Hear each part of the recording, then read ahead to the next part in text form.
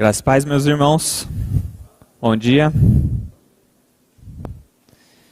Bom, como vocês podem ver no boletim de vocês, o estudo de hoje é no livro de Mateus, capítulo 1.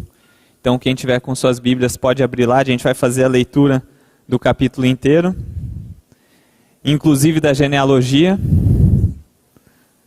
Então, nessa manhã eu tenho uma pequena missão aqui com vocês de mostrar as glórias da palavra de Deus, inclusive num texto como esse, que mostra a genealogia do nosso Senhor.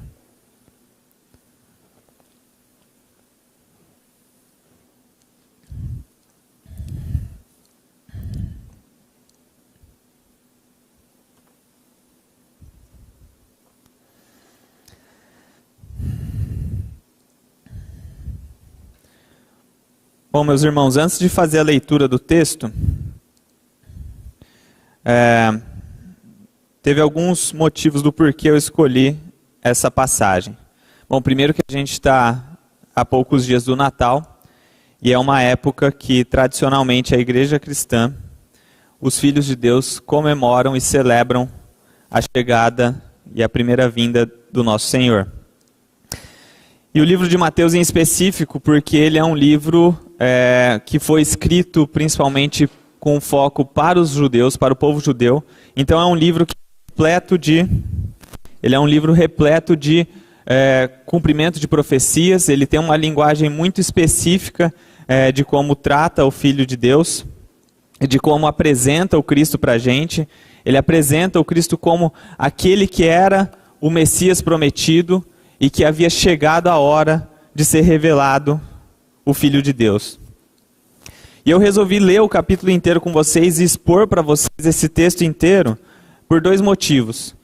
Primeiro, que uma pregação expositiva da palavra de Deus faz com que eu ou qualquer outro que venha pregar ou estudar a palavra do Senhor tenha que lidar com tudo que está no texto. Eu não posso fugir de uma vírgula, eu não posso fugir de uma passagem ou de uma palavra. É claro que num texto como esse aqui, a pregação não vai ser exaustiva e muitas outras riquezas poderiam ser encontradas, mas a gente vai ver algumas delas nessa manhã. Então, e também se a gente crê que as Escrituras são de fato a palavra de Deus, e que se Deus colocou ali uma genealogia para a gente, como revelação para a gente, como presente para a gente, provavelmente tem um porquê disso. Então vamos à leitura do texto. Mateus 1, versículo 1. Livro da genealogia de Jesus Cristo, filho de Davi, filho de Abraão. Abraão gerou a Isaque, Isaque a Jacó, Jacó a Judá e a seus irmãos. Eu gostaria, irmãos, conforme a gente vai lendo e passando por essas personagens e essas pessoas tão importantes para a história das Escrituras que Deus nos traz, que vocês vão se recordando de cada um que a gente vai falando aqui, das histórias que vocês conhecem. Então vamos lá, versículo 3. Judá gerou a Tamar, a Pérez e a Zera. Pérez gerou a Esrom, Esrom a Arão. Arão gerou a Aminadab, Aminadab a Nasson, Nasson a Salmão, Salmão gerou a Raabe, gerou de Raabe a Boaz. Este de Rute gerou a Obed, e Obed a Jessé. Jessé gerou ao rei Davi, e o rei Davi a Salomão, da que fora mulher de Urias. Salomão gerou a Roboão, Roboão a Abias, Abias a Asa. Asa gerou a Josafá, Josafá a Jorão, Jorão a Uzias, Uzias gerou a Jotão, Jotão a Acás, Acás a Ezequias. Ezequias gerou a Manassés, Manassés a Amon, Amon a Josias, Josias gerou a Jeconias e a seus irmãos no tempo do exílio na Babilônia. Depois do exílio na Babilônia, Jeconias gerou a Salatiel, e Salatiel a Zorobabel. Zorobabel gerou a Abiúde, Abiúde a Eliaquim, Eliaquim a Azor, Azor gerou a Sadoc, Sadoc a Aquim Aquim a Eliúde, Eliúde gerou a Eleazar, Eleazar a Matã, Matã a Jacó, e Jacó gerou a José, marido de Maria, da qual nasceu Jesus, que se chama o Cristo. De sorte que todas as gerações, desde Abraão até Davi, são 14. Desde Davi até o exílio na Babilônia, 14. E desde o exílio na Babilônia até Cristo, 14. Ora, o nascimento de Jesus foi assim: estando Maria, sua mãe, desposada com José, sem que tivessem antes coabitado, achou-se grávida pelo Espírito Santo. Mas José, seu esposo, sendo justo e não a querendo infamar, resolveu deixá-la secretamente. Enquanto ponderava nestas coisas, eis que lhe apareceu em sonho um anjo do Senhor, dizendo: José, filho de Davi, não temas receber Maria, tua mulher, porque o que nela foi gerado é do Espírito Santo. Ela dará à luz a um filho e lhe porás o nome de Jesus, porque ele salvará o seu povo dos pecados deles. Ora, tudo isso aconteceu para que se cumprisse o que fora dito pelo Senhor por intermédio do profeta. Eis que a virgem conceberá e dará à luz um filho, e ele será chamado pelo nome de Emanuel, que quer dizer Deus conosco. Despertado José do sono, fez como lhe ordenara o anjo do Senhor e recebeu sua mulher. Contudo, não a conheceu enquanto ela não deu à luz a um filho, a quem pôs o nome de Jesus.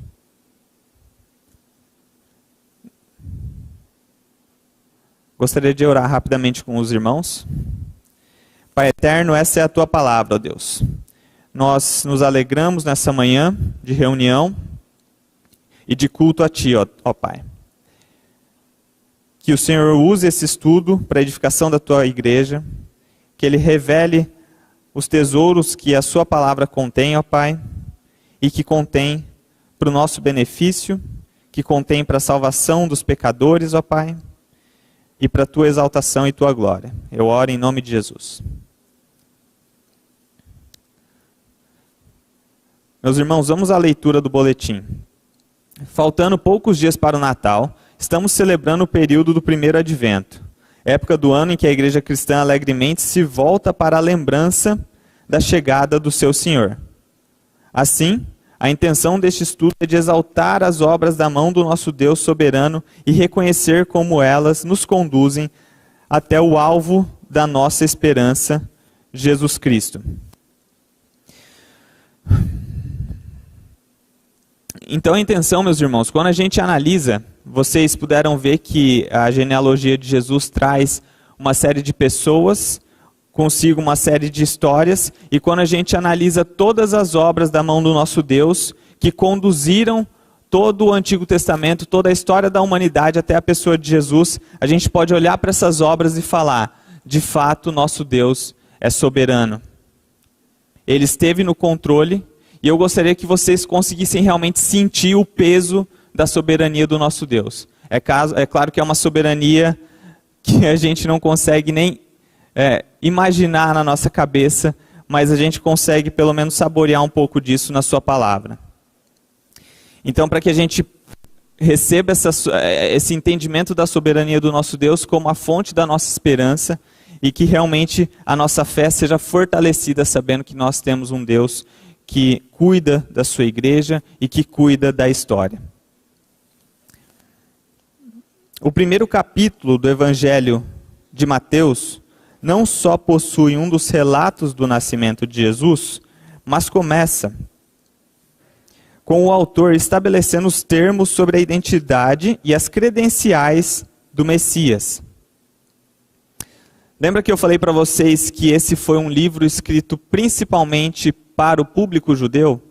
Era para aquele público que ansiava a vinda do seu rei prometido, um público que estava aguardando há anos essa chegada.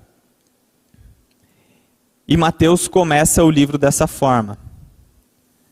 É possível que durante a leitura cotidiana, o versículo inicial do livro de Mateus não gere muito impacto ao leitor e o desestimule a encarar a genealogia que vem pela frente. Mas a correta compreensão das afirmações feitas pelo apóstolo leva-nos ao entendimento da gravidade de sua proposta e prende a atenção. Essas eram afirmações massivas. Foram aproximadamente 4.000 anos, desde a primeira promessa sobre aquele que viria para derrotar a serpente. Porém, inimizade entre ti e a mulher, entre a tua descendência e o seu descendente, este te ferirá a cabeça e tu lhe ferirás o calcanhar. Gênesis 3,15. Essa foi a primeira promessa do Messias, meus irmãos. Nesse meio tempo, toda a história da humanidade e os eventos do Antigo Testamento e do povo de Deus se desenrolam milímetro a milímetro até chegarmos ao momento em que Mateus escreve livro da genealogia de Jesus Cristo, filho de Davi, filho de Abraão. Meus irmãos, essa afirmação que Mateus está fazendo aqui, que está apresentando para a gente, é uma afirmação de muito peso. Ele está falando, esse Messias que vocês aguardavam, o Cristo, o ungido do Senhor, o Rei dos Judeus, essa pessoa é Jesus. É Jesus. Jesus Cristo, Jesus o Cristo. Ele é o filho de Davi, ele é o filho de Abraão. É possível que um fariseu, como Paulo o foi, perseguidor da igreja de Jesus Cristo naquela época, que se deparasse com essas palavras do apóstolo Mateus, é bem possível que ele se levantasse, rasgasse suas vestes e dissesse que isso era uma abominação. Ao mesmo tempo, para aqueles que aguardavam no Senhor verdadeiramente, no Espírito, esse era o Evangelho, era a boa nova, o rei havia chegado. Paulo, em Gálatas 4, ele vai dizer que chegou a plenitude do tempo, e que foi na plenitude do tempo que Deus enviou o seu Filho. Essa é a plenitude do tempo, meus irmãos, e é isso que a gente comemora e celebra no Advento, a chegada do Filho de Deus, a revelação de Jesus Cristo. Jesus é o Cristo. As palavras são inicialmente dirigidas ao povo judeu que aguardava a vinda prometida do seu rei. Porém, existiam pré-requisitos para determinar a legitimidade do verdadeiro Messias. Então a gente não podia, alguém naquele tempo, que era um tempo de aguardo pela chegada desse Messias, simplesmente chegar e falar, olha, fulano ou eu aqui sou o Cristo. Ah, mas por quê? Porque eu sou. Não, meus irmãos, existiam pré-requisitos estabelecidos pela própria palavra de Deus para que o Cristo fosse identificado. Quando a gente lê os evangelhos, a gente vê muitos dos milagres de Jesus, e aqueles milagres estavam apontando para a realidade de que ele era o Cristo, mesmo que muitos não assim o reconhecessem. Mas aqui na abertura do evangelho, quando Mateus vai falar sobre o nascimento de Jesus, ele precisa falar da origem de Jesus. Ele precisa falar, esse é o Messias, esse é o Jesus, o Cristo, e ele é o filho de Davi, é o filho de Abraão.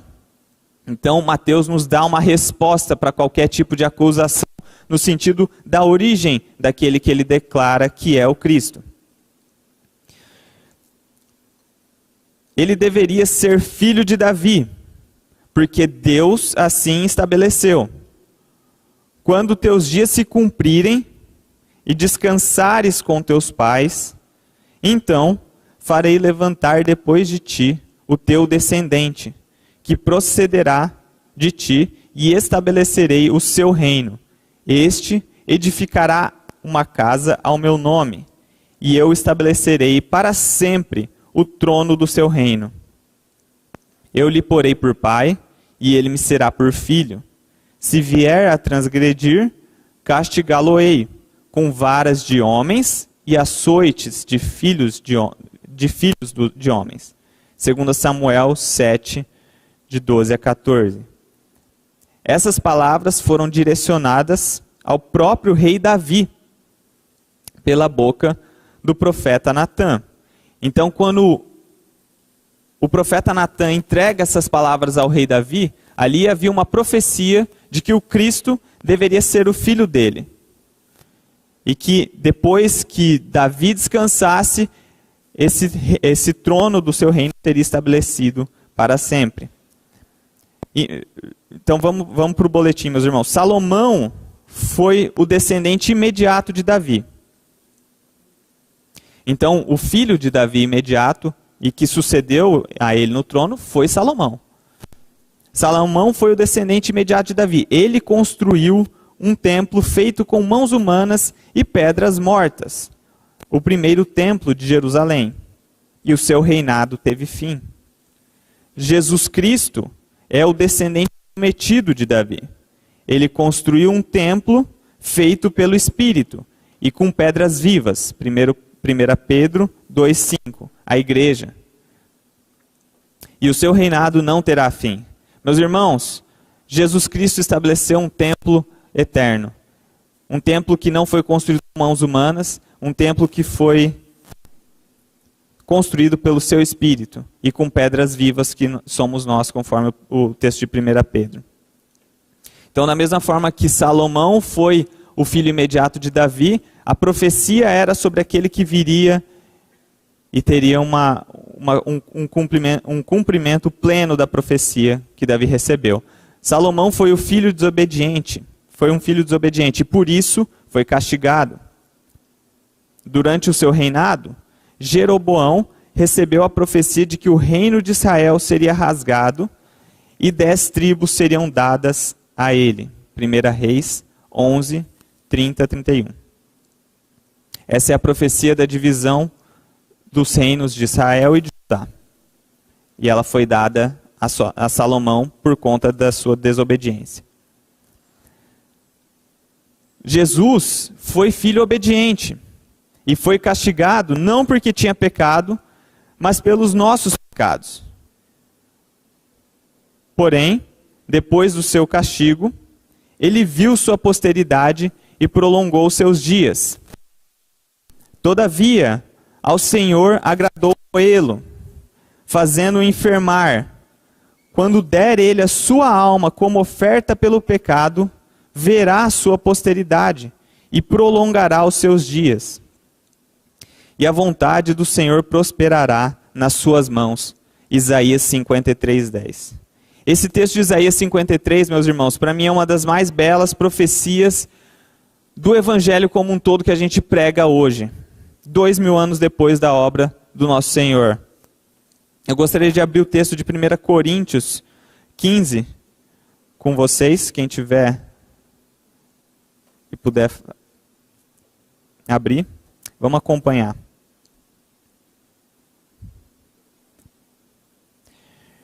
Irmãos, venho lembrar-vos o evangelho que vos anunciei, o qual recebestes, e no qual ainda perseverais. Porque por ele também sois salvos, se retiverdes a palavra tal como vô-la preguei, a menos que tenhais crido em vão. Antes de tudo, vos entreguei o que também recebi, que Cristo morreu pelos nossos pecados, segundo as Escrituras, e que foi sepultado e ressuscitou ao terceiro dia, segundo as Escrituras. Paulo está falando aqui à igreja de Corinto que ele está entregando o evangelho que já era segundo as Escrituras. Qual era a Escritura que Paulo tinha naquela época? Era só o Antigo Testamento. Para Paulo, ele está falando, tudo que a gente está pregando aqui já estava profetizado e prometido segundo as Escrituras. E esse texto de Isaías 53 que a gente leu, ele apresenta exatamente isso. O texto vai dizer que todavia o Senhor agradou moê-lo, quando der ele a sua alma como oferta pelo pecado, verá sua posteridade e prolongará seus dias. Daí a gente pode parar para pensar, mas espera lá, ele acabou de entregar sua alma pelos nossos pecados. Como que ele vai ver a sua posteridade? Como que ele vai prolongar seus dias? E pode ser que alguém naquela época, ouvindo o profeta Isaías proclamando essas palavras, ou alguém lendo as palavras do profeta Isaías, podia se perguntar, mas como que ele vai prolongar seus dias, sendo que ele acabou de morrer pelos nossos pecados? A resposta estava na ressurreição. o apóstolo Paulo diz que ele ressuscitou ao terceiro dia, e aí a gente vê exatamente o sinal de Jonas, onde Jonas, e para mim Jonas, ele de fato morreu na barriga daquele grande peixe, porque eu vejo como realmente um cumprimento dessa profecia, a ressurreição futura de Jesus Cristo ao terceiro dia. E Paulo vai dizer, ele foi sepultado e ressuscitou ao terceiro dia, segundo as Escrituras. Então estava tudo lá, meus irmãos. E esse é o Evangelho. O Evangelho é a pessoa de Jesus Cristo, sua obra na cruz e ressurreição. E isso nos faz refletirmos sobre a nossa situação enquanto pecadores, meus irmãos. Se eu creio que Jesus Cristo precisou morrer pelos meus pecados, isso significa que eu sou um pecador. E significa que eu preciso me arrepender dos meus pecados. O arrependimento é exigido na pregação do Evangelho e a gente convoca todo aquele que ouve a boa nova de Jesus Cristo a se arrepender dos seus pecados, porque Jesus Cristo não morreu por nenhum santo. Ele morreu por pecadores e para fazer pecadores santos. E o chamado do Evangelho também é para a fé, porque é só pela fé que nós somos salvos, não por obras, não por nada que a gente possa apresentar a Deus como fruto das nossas mãos, mas pela obra somente do seu Filho Jesus. Então ninguém pode se gloriar de nada diante de Deus. Então por isso somos chamados à fé, porque é só pela graça que nós somos salvos. De forma que ninguém pode chegar diante de Deus no dia do juízo e dizer, eu me arrependi, isso é obra minha. Eu tive fé, isso é obra minha e aquele outro não teve. Tudo isso vem de Deus e tudo isso é dom de Deus. É um presente dele. Paulo em Romanos 10, 9 vai dizer que se com a tua boca confessares Jesus como Senhor e em teu coração creres que Deus o ressuscitou dentre os mortos, serás salvo. A gente prega Jesus Cristo crucificado, Jesus Cristo como Senhor. E essa mensagem é loucura para o mundo. É loucura. A palavra vai dizer que os poderosos daquele tempo não teriam crucificado Jesus se soubessem que ele era o Senhor da glória. Eles não podiam imaginar que da morte de um homem, a vitória sobre a morte viria na sua ressurreição. E todo o poder e toda a autoridade seria entregada a ele como Senhor de toda a terra e de todo o céu. Mas vamos para o boletim, meus irmãos. Entretanto,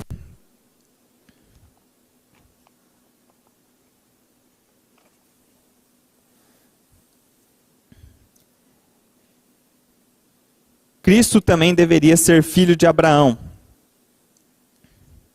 Pois assim o Senhor jurou e disse, jurei por mim mesmo, diz o Senhor, porquanto fizestes isso, e não me negaste o teu único filho, que deveras te abençoei, e certamente multiplicarei a tua descendência como as estrelas do céu e como a areia na praia do mar.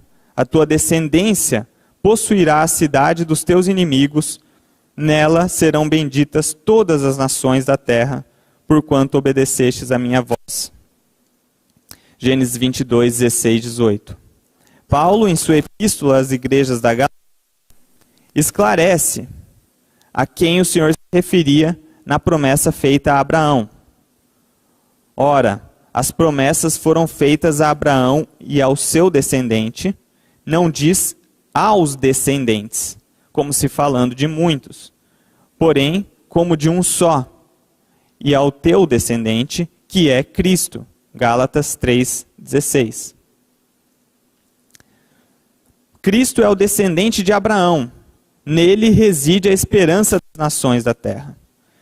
De forma análoga ao caso de Davi, o descendente imediato de Abraão era Isaque, aquele que deveria ser oferecido como sacrifício por seu pai a Deus.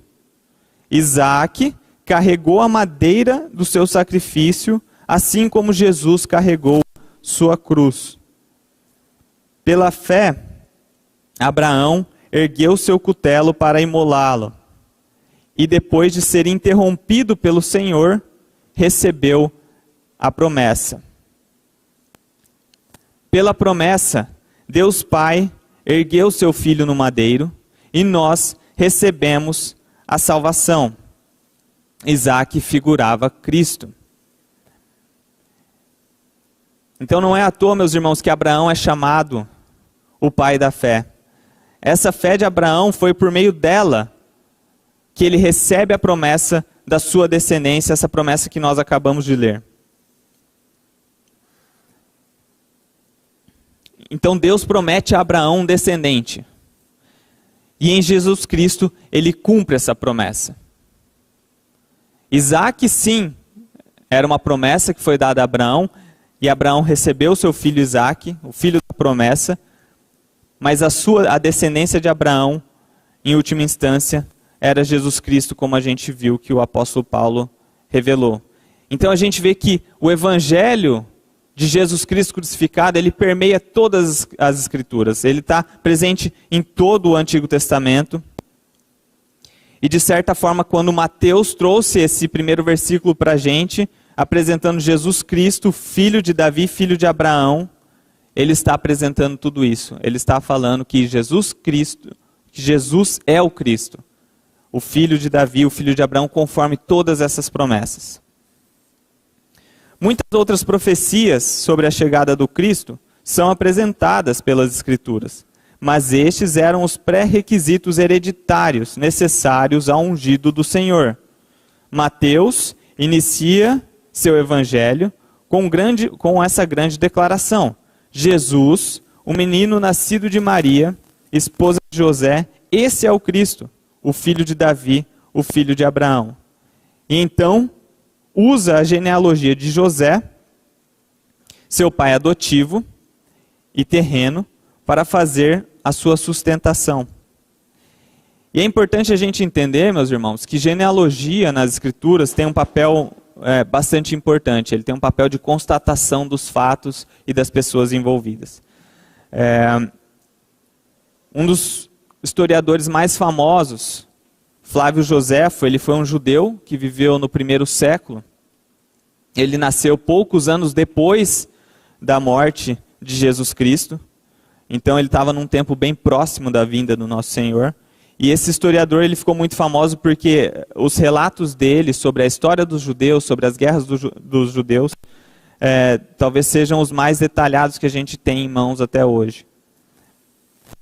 Então ele faz um relato da história do seu povo desde a criação.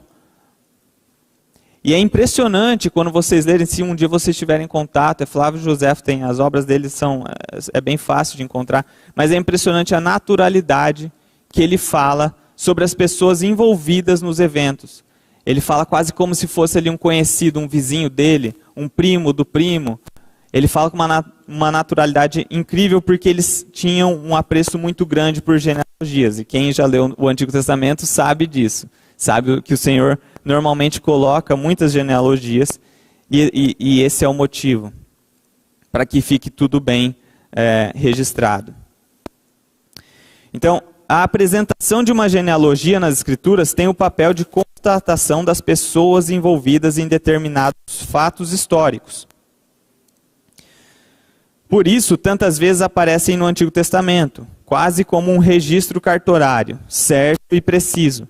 A genealogia do texto começa em Abraão, do texto em questão de Mateus 1, começa em Abraão, chega até Davi, e a partir dele segue a linhagem de sucessão real de Judá, de Salomão até Jeconias. E aqui uma pausa se faz necessária. Então, o texto que a gente leu da genealogia de Jesus Cristo vai de Abraão até Davi, e a partir de Davi são apresentados os reis que foram sucedendo Davi, começando pelo seu filho Salomão. Então é uma linhagem real, uma linhagem de quem realmente sucedeu no trono de Israel e de Judá. Então vamos para o boletim, meus irmãos. Jeconias, que em 2 Reis, quem tiver, ele é apresentado como Jeconias em Mateus e também em Jeremias, como a gente vai ver, mas em 2 Reis ele é colocado como Joaquim, é traduzido o nome dele.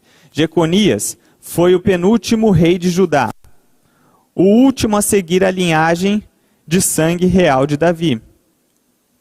Jeconias fez o que o Senhor reprovava, e por isso foi amaldiçoado conforme relato no livro do profeta Jeremias. Assim diz o Senhor: registrai este como se não tivera filhos, homem que não prosperará nos seus dias, e nenhum dos seus filhos prosperará, para se assentar no trono de Davi e ainda reinar em Judá. Jeremias 22, 30. Tal profecia de fato se cumpriu. Durante os seus curtos 3 meses de reinado sobre Judá, Jerusalém foi rodeada pelo rei Nabucodonosor, da Babilônia, e Jeconias se entregou. Todos os líderes, homens de combate e artesãos foram exilados para a Babilônia, juntos com o seu rei, Jeconias, ficando em Jerusalém apenas os pobres. Zedequias, seu tio, assumiu o trono por o último rei de Judá. 2 Reis 24. Então esse é um resumo desse capítulo de 2 Reis. E depois de Jeconias, seu tio assume, nesse período que ele é exilado para a Babilônia. Esse tio que assumiu já não é da linhagem de sangue real de Davi, e ele é o último rei de Judá. E depois de todos esses tempos a gente vai ver o que aconteceu. Durante todo esse período, até os dias de José, esposo de Maria, o povo judeu esteve sob o governo de outros reinos: babilônico, medo-persa, grego e romano. E não voltou a ter seus próprios reis. A maldição de Jeconias permanecia, e eis que um problema vem à tona. O Cristo deveria ser da linhagem real, porém Deus havia dito que nenhum dos filhos de Jeconias voltaria a sentar no trono de Davi. Então Deus colocou uma profecia, uma maldição na linhagem real de Davi, quando Jeconias foi desobediente, e falou: este homem seja registrado como se ele não tivesse filhos. É um homem que não vai prosperar nos seus dias, e nenhum dos seus filhos prosperará para se assentar no trono de Davi e reinar em Judá. Então esse era o problema, meus irmãos. O Cristo precisava ser da linhagem real, filho de Davi, porém ele não poderia ser da linhagem real por sangue, porque o sangue havia recebido a maldição de Jeconias. E aqui é importante a gente dar uma olhada também no texto de Lucas 3, onde a gente vai ver uma outra apresentação da genealogia de Jesus Cristo. Uma genealogia totalmente diferente dessa que a gente leu agora, e tem um motivo do porquê.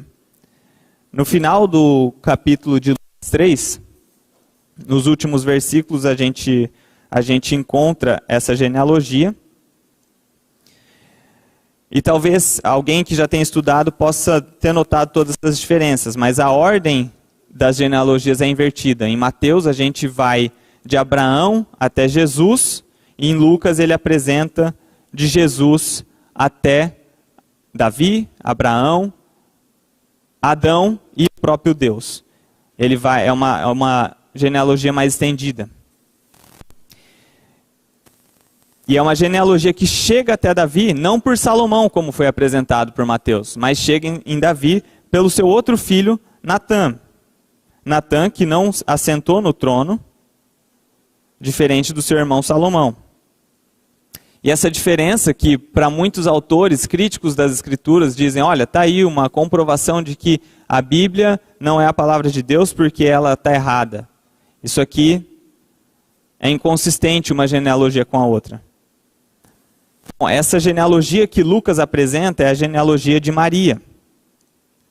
E por Maria, Jesus Cristo, ele é filho de Davi, ele é filho de sangue de Davi. por meio de Maria, desviando da maldição de Jeconias, porque essa linhagem que é apresentada na genealogia de Lucas é uma linhagem não real, como a linhagem de José, esposo de Maria, que é a linhagem real. Então esse é o problema que Deus soluciona. Jesus, portanto, não poderia ser gerado naturalmente por um homem. Primeiro, porque o Cordeiro de Deus deveria ser sem mácula, sem pecado. E segundo, porque se fosse do sangue de José, não vinha da linhagem Porque se fosse do sangue de José, que vinha da linhagem de Davi e Jeconias, ele não poderia assentar no trono, por conta da profecia. E Jacó gerou a José, marido de Maria, do qual nasceu Jesus, que se chama o Cristo, Mateus 1,16. O apóstolo toma cuidado de especificar que José foi gerado do seu pai Jacó, mas Jesus não foi gerado de José. Jesus nasceu de Maria, mas foi gerado pelo Espírito Santo. Mateus 1:20. A genealogia de Jesus Cristo, apesar de alguns exemplos de fé, destaca-se pelo excesso de desobediência. Dos reis de Judá, com exceção de 4, todos desagradaram a Deus. Salomão tomou para si 700 esposas e 300 concubinas. Davi, homem segundo o coração de Deus, foi um homicida e adúltero. Judá invejou a José e foi quem incentivou a venda do seu irmão aos ismaelitas que rumavam para o Egito.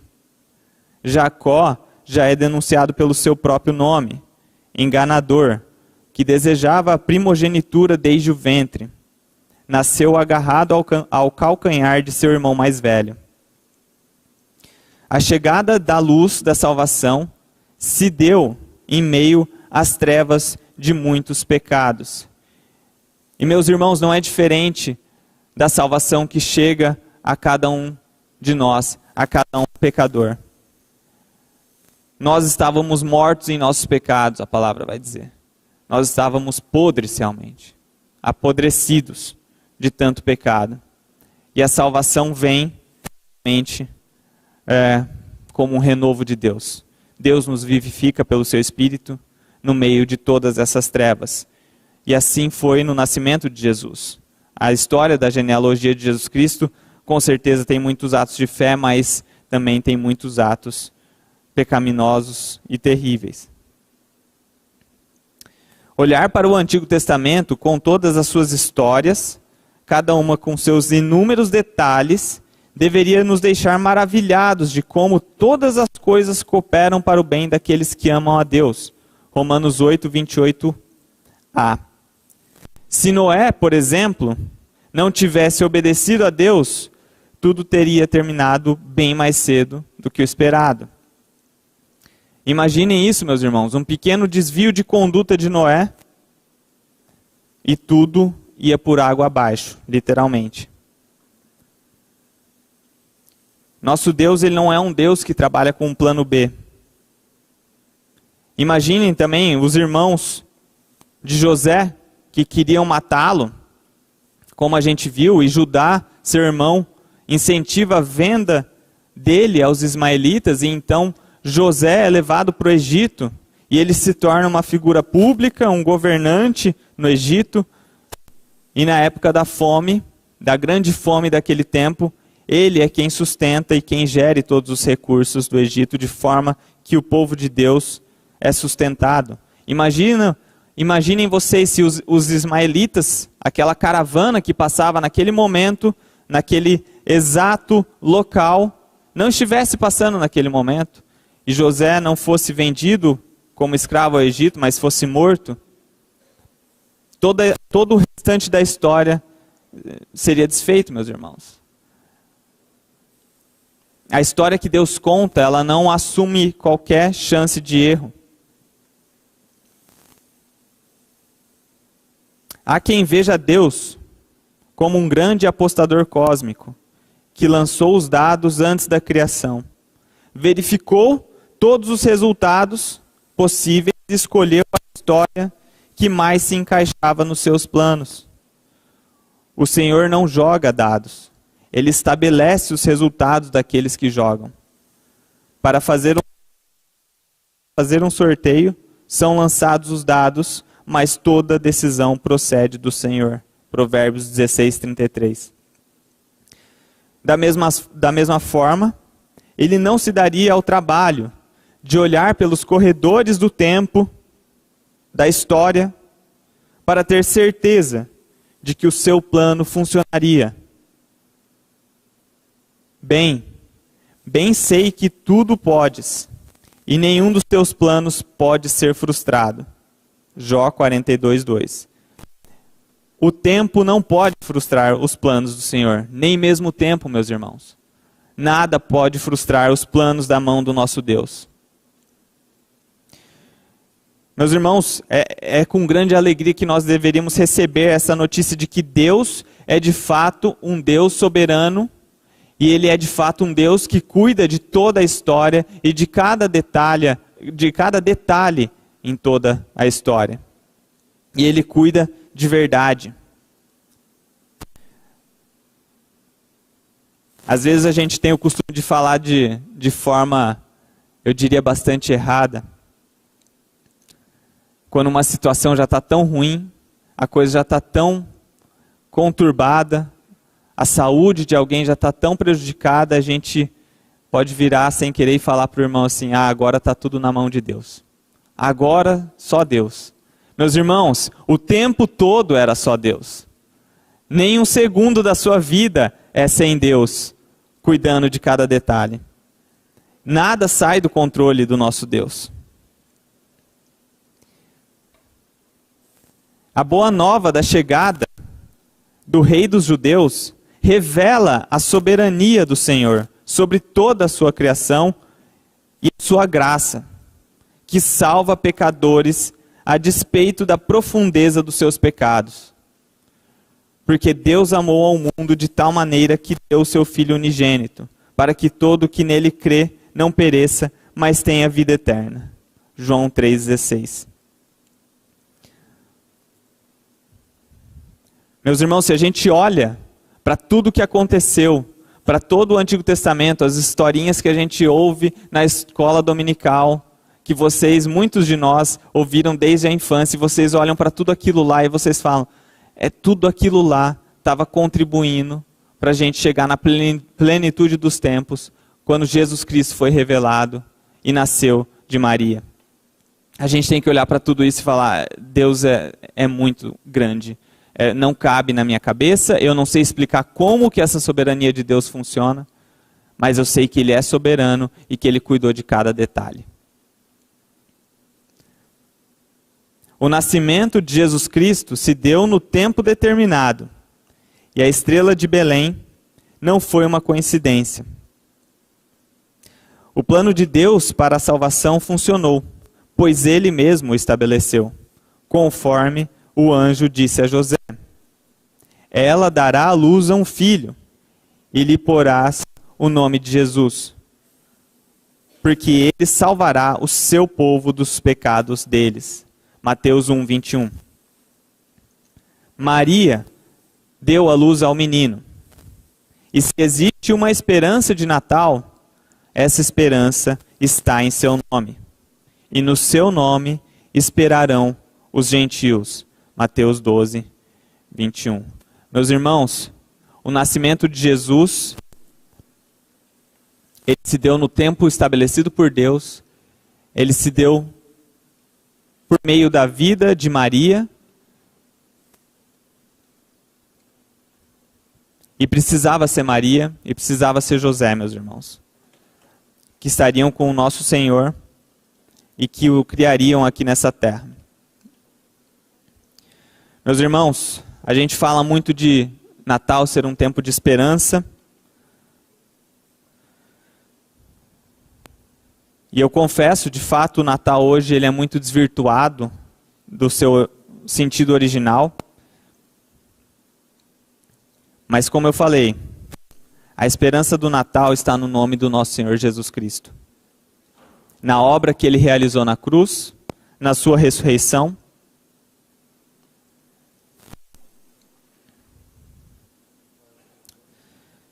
E a nossa esperança está nele. A gente pode olhar para o nosso Deus, que é um Deus soberano, que cuida do seu povo, da história, mesmo em tempos como o que a gente vem vivendo, e a gente pode olhar para esse Deus com esperança, porque a gente sabe que Ele é um Deus que nos ama e que cuida de nós, e que tem total controle, assim como Ele demonstrou na chegada do seu Filho.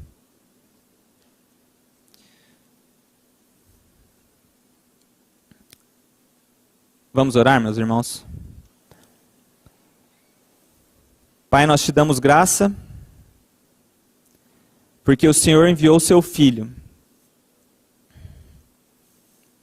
nascido de mulher, ó Pai, para morrer naquela cruz, para salvar o seu povo dos seus pecados. Nós te damos graças, ó Pai, porque pela tua graça o Senhor nos alcançou. Pela tua graça, o teu evangelho é pregado nessa comunidade. Pela tua misericórdia, nós somos sustentados a cada dia, ó Pai. E nós podemos viver em esperança, por meio da fé, na obra realizada por Jesus Cristo, de que o Senhor é um Deus que nos ama e que cuida de nós, que cuida da sua igreja, que foi fundada pelo seu Filho, ó Pai. Nós te louvamos, ó Pai, e entregamos esse momento da ceia do Senhor a Ti. Em nome de Jesus que eu oro, Pai. A Livraria PIB Londrina procura selecionar cuidadosamente seus títulos e autores a fim de oferecer um conteúdo alinhado com o Evangelho de Jesus Cristo. Bíblias, livros de teologia, devocionais, literatura infantil, biografias, comentários bíblicos e muito mais. Dispomos também de um acervo de CDs e DVDs das mais de 5.000 mensagens ministradas na Primeira Igreja Batista em Londrina. Visite a Livraria PIB Londrina e conheça ainda mais.